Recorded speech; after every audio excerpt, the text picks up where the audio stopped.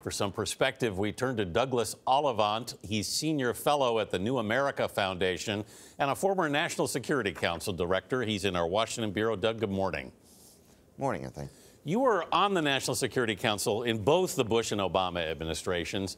What do you think went into this decision last night exactly to launch a strike against Syria? Well, the point of the NSC is to make complicated issues and take complicated issues, turn them into relatively simple policies. So this probably came down to really two very simple questions. One, do we believe that the Assad regime did conduct these attacks, which it appears we clearly do? And then two, if so, what do you do?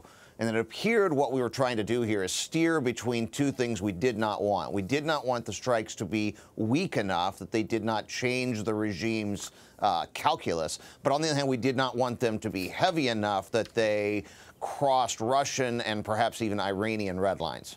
Doug, we heard Defense Secretary Mattis say last night that there were no additional attacks planned at this time. Do you think that last night's strikes were a strong enough deterrent?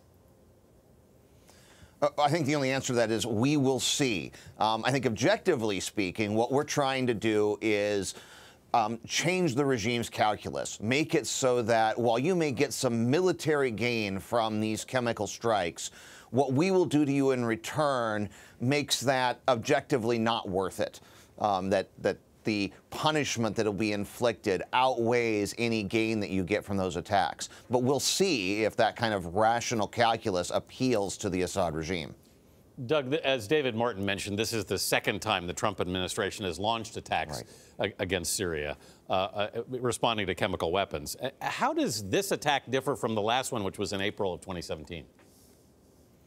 Well, I think it differs in two ways. It was a little bit bigger. We're told that they used twice as many munitions this time. And it was focused very specifically on the chemical infrastructure that I think some of us were surprised to find still existed. But chemical weapons, research facilities, storage facilities, very specifically focused on that infrastructure.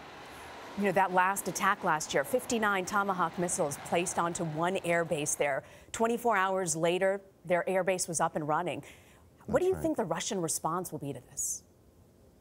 Well, that is the big question. And all the briefings last night were very careful to point out that this was not about engaging the Russians, that measures were taken to avoid Russian casualties.